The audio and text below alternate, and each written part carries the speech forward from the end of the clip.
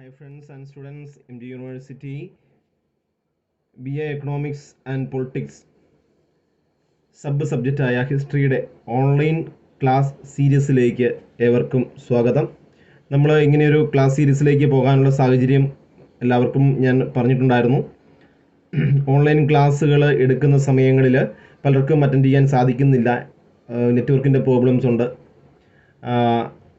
അങ്ങനെയൊരു സാഹചര്യം ഉള്ളതിനാൽ ക്ലാസ് സീരീസ് ആയിട്ട് യൂട്യൂബിൽ ഇത് അപ്ലോഡ് ചെയ്യപ്പെടുന്നു. നിങ്ങൾക്കെല്ലാവർക്കും ഏത് സമയത്തും ഇത് കാണാവുന്നതാണ്, പിന്നെ റിവൈസ് ചെയ്യാവുന്നതാണ്. ഓക്കെ, നമ്മൾ ഇന്ന് ക്ലാസ്സുകൾ ആരംഭിക്കുന്നത് ഡൽഹി സുൽത്താനേറ്റ് മുതലാണ്. ബാക്കിയുള്ള ക്ലാസ്സുകൾ പുറകുള്ള ക്ലാസ്സുകൾ നമ്മൾ എടുത്ത് തീർന്നതാണെങ്കിൽ പോലും വീണ്ടും ഞാനത് അപ്ലോഡ് ചെയ്യുന്നതായിരിക്കും. ഓക്കെ, അപ്പോൾ നമുക്ക് ക്ലാസ്സിലേക്ക് വരാം. നമ്മുടെ സിലബസ് അനുസരിച്ച് നമ്മൾ direct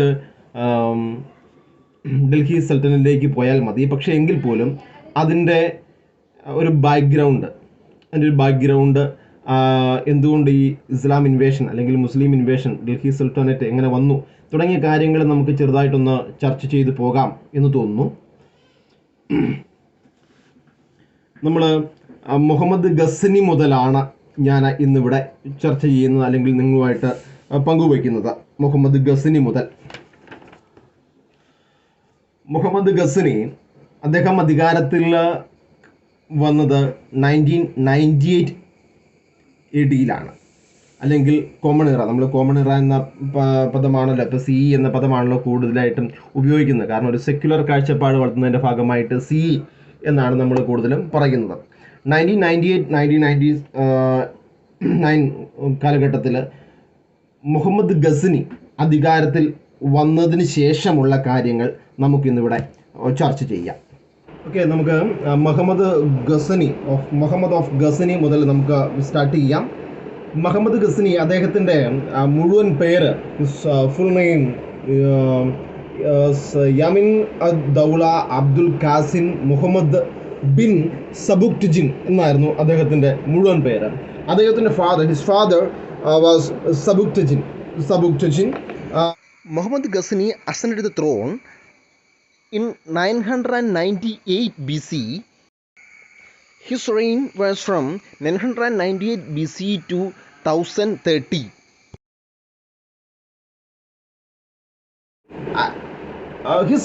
During his reign, he attacked India 17 times. ഇവിടെ ഒരു കാര്യമുണ്ട്, അദ്ദേഹം അധികാരത്തിലേക്ക് വന്ന കാര്യമുണ്ട്. അത് വളരെ ഒരു രസകരമാണ്. നമുക്കറിയാം, ഈ ചരിത്രം എപ്പോഴും പിടിച്ചെടുക്കലിൻ്റെയും അതുപോലെ തന്നെ ചതിയുടെയും ബലപ്രയോഗത്തിൻ്റെയും ഒക്കെ ഒരു കാര്യമാണ്. ഇന്ത്യൻ ഹിസ്റ്ററി നമ്മൾ ചർച്ച ചെയ്യുമ്പോൾ ഞാൻ പലപ്പോഴും പറഞ്ഞിട്ടുണ്ട്. അതുപോലെ തന്നെ ഈ പറയുന്ന ഈ ടർക്കിഷ് സെറ്റപ്പിലും അല്ലെങ്കിൽ ടർക്കിഷ് ഭരണകാര്യങ്ങളിലും നമുക്ക് ഇങ്ങനെയൊരു അവരുടെ ഒരു ചരിത്രത്തിൽ നമുക്ക് ഇങ്ങനത്തെ ഒരു കാര്യം കാണാനായിട്ട് സാധിക്കും. ഈ മുഹമ്മദ് ഗസ്നിയുടെ ചരിത്രം നമ്മൾ പരിശോധിച്ചു കഴിഞ്ഞാൽ അദ്ദേഹം ഒരു അധികാരത്തിലേക്ക് വരുന്നത് അല്ലെങ്കിൽ റൈസ് ടു പവർ, അതൊരു മിലിറ്ററി ടാക്ടിക്സിലൂടെ അല്ലെങ്കിൽ ഒരു അധിനിവേശത്തിലൂടെയാണ് അദ്ദേഹം അധികാരത്തിലേക്ക് വരുന്നത്. കാരണം ഇവിടെ ഈ സബുക്ട്ജിൻ അദ്ദേഹം ഈ പറയുന്ന അധികാരം കൈമാറാൻ ഉദ്ദേശിച്ചിരുന്നത് അദ്ദേഹത്തിൻ്റെ മകനായിരുന്ന ഇസ്മായിൽ സെക്കൻഡ് സണ്ണാണ് ഇസ്മായിലിനായിരുന്നു. അതുകൊണ്ട് തന്നെ ഇത് അറിഞ്ഞിട്ട് മുഹമ്മദ് ഇപ്പോഴത്തെ പ്രസൻറ്റ് ഇറാൻ്റെ ഒരു പ്രദേശത്തു നിന്ന് മുഹമ്മദ് ഇങ്ങോട്ട് വരികയും സബുക്ട്ജിൻ്റെ അടുത്തേക്ക് വരികയും ഇവിടെ ഇസ്മായിലിനെ സപ്പോർട്ട് ചെയ്യുന്നവരെ വകവരുത്തുകയും ചെയ്യുന്നതായിട്ടുണ്ട്. അവരെ വകവരുത്തി ഈ പറയുന്ന ഗസ്നി പിടിച്ചടക്കുന്നു. He captured Ghazni and he placed his younger brother under house arrest for the rest of his life. Then he ascended the throne in 1998. Okay, the main reason behind the conquest of India by Muhammad Ghazni were Muhammad Ghazni aware about the vast wealth in India, especially in Indian temples. For the accumulation of that wealth, Muhammad Ghazni attacked India 17 times. He mainly used this plundered wealth from India to transform the city Ghazni. The Ghazni area develop ചെയ്യാൻ വേണ്ടിയിട്ടാണ് അദ്ദേഹം എന്ത് ചെയ്തത്, ഈ പറയുന്ന wealth ഉപയോഗിച്ചുകൊണ്ടിരുന്നത്. ഒരു central ഏഷ്യയിലെ ഒരു സുപ്രീം പവറായിട്ട്, ഒരു പ്രധാനപ്പെട്ട പവറായിട്ട് ഗസനിയെ മാറ്റുക, അതുപോലെ ഗസനിയെ ട്രാൻസ്ഫോം ചെയ്യുക,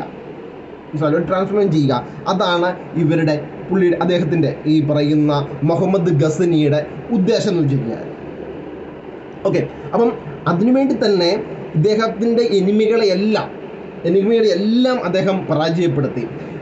അദ്ദേഹം വന്ന സമയത്ത് അദ്ദേഹത്തിൻ്റെ ആർമി ഒരു ലിമിറ്റഡ് ലെവലിലായിരുന്നുവെങ്കിൽ ഗ്രാജുവലി ആർമിയെ അദ്ദേഹം വളരെ നന്നായിട്ട് ഡെവലപ്പ് ചെയ്തെടുത്തു. ആൻഡ് സെൻട്രൽ ഏഷ്യൻ ഭാഗത്തിൽ, അതുപോലെ തന്നെ ഈ പറയുന്ന ഇന്ത്യൻ ഏരിയയിലേക്ക്, നോർത്ത് ഇന്ത്യൻ ഏരിയകളിലേക്ക് അദ്ദേഹം എക്സ്പെഡീഷൻസ് കണ്ടക്ട് ചെയ്തു. ഈ കണ്ടക്ട് ചെയ്തപ്പോഴെല്ലാം തന്നെ അദ്ദേഹത്തിൻ്റെ ആർമി എന്താണ്, ഹിന്ദു ടെമ്പിൾസ് ഡിസ്ട്രോയ് ചെയ്തു. ഈ ഹിന്ദു ടെമ്പിൾസ് ഡിസ്ട്രോയ് ചെയ്തു. അതുപോലെ തന്നെ the idea of spread of Islam നടപ്പാക്കുകയുമാണ് ചെയ്തുകൊണ്ടിരിക്കുന്നത്. Okay, the spread of Islam was the second motive of Muhammad Ghazni's expedition to India. The first one that we already discussed, that the acquire vast amount of wealth from India to transform Ghazni. The second one, the spread of Islam, and he destroyed Hindu temples, because as we all know that mainly the Hindu temples or Hindu worshipping practices, we can see there's ideal worshipping that we can see. But in the case of Islam, there is no statues, no idols. That's why he destroyed Hindu temples, and he was known as Shikan means destroyer of images. He got the name Shikan. Shikan means destroyer of images. He destroyed Indian Hindu temples.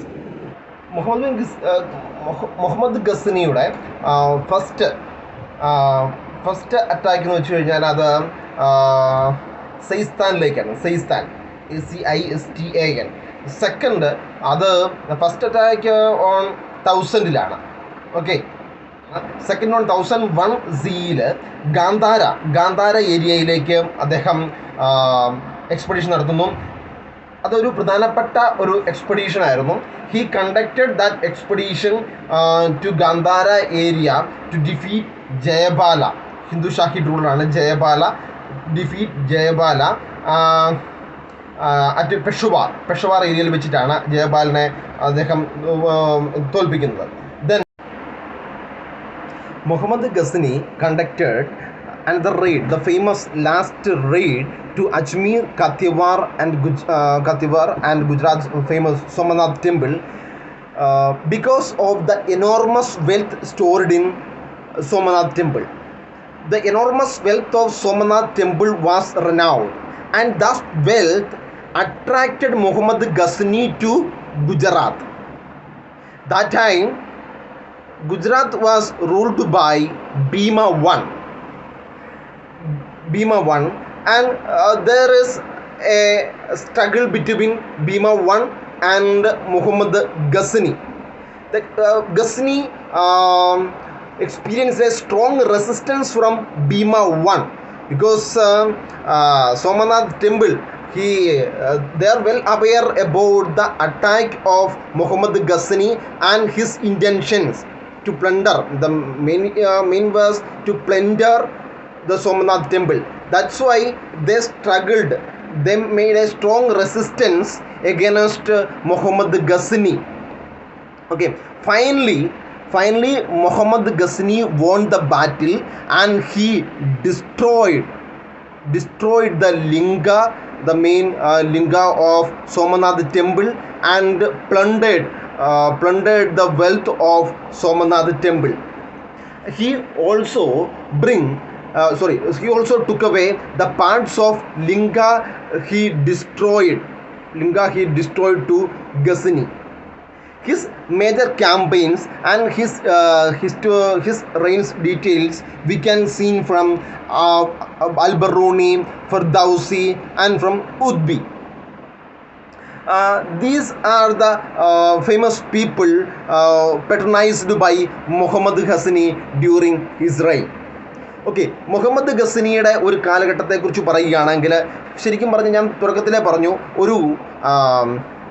ഒരു വാരിയറുടെ 17ഓളം campaigns, അല്ലെങ്കിൽ അദ്ദേഹത്തെ പോലെയുള്ള ഒരു strong വാരിയറുടെ 17ഓളം ക്യാമ്പയിൻസിന് India സാക്ഷിയായി.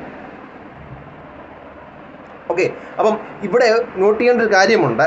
അദ്ദേഹം ഒരു പ്രാവശ്യം ഒരു എക്സ്പെഡിഷൻ നടത്തി തിരിച്ചു പോയി കഴിഞ്ഞാൽ ഇവിടുത്തെ റൂളേഴ്സിന് റീഗ്രൂപ്പ് ചെയ്യാനുള്ള സമയം കൊടുക്കുന്നില്ല. അതിനു മുമ്പ് തന്നെ എന്ത് ചെയ്യുകയാണ്, വീണ്ടും അദ്ദേഹം അറ്റാക്കുമായിട്ട് വരികയാണ്. ഇതാണ് അദ്ദേഹത്തിൻ്റെ പ്രധാനപ്പെട്ട ഒരു സ്ട്രാറ്റജി എന്ന് പറയാനുള്ളത്. ഓക്കെ, ഇവിടെ മുൾട്ടാൻ ആക്രമിച്ചപ്പോഴും അതുപോലെ തന്നെ വൈഹിന്ദ് അറ്റാക്കിലും എല്ലാം തന്നെ നമുക്ക് കാണാൻ പറ്റും. ഫ്രീക്വൻ്റ്ലി അദ്ദേഹത്തിൻ്റെ മിലിറ്ററി ക്യാമ്പയിൻസ് കണ്ടക്ട് ചെയ്യപ്പെടുകയാണ്. അതുകൊണ്ട് തന്നെ ഇവിടെയുള്ള ലോക്കൽ റൂളേഴ്സിന് ഈ രജപുട്സ് ആയിക്കോട്ടെ, അല്ലാത്ത റൂളേഴ്സിനായിക്കോട്ടെ, ഇവിടെ റീഗ്രൂപ്പ് ചെയ്യാനായിട്ട് അല്ലെങ്കിൽ ഒരു കോൺഫിഡൻസി ഉണ്ടാക്കാനായിട്ട് സാധിക്കുന്നില്ല എഗനസ്റ്റ് മുഹമ്മദ് ഗസ്നി. ഇത് അദ്ദേഹത്തിൻ്റെ പ്രധാനപ്പെട്ട ഒരു യുദ്ധതന്ത്രവും കൂടിയായിരുന്നു ഇത്. ശേഷം അടുത്ത ക്ലാസ്സിൽ. Thank you.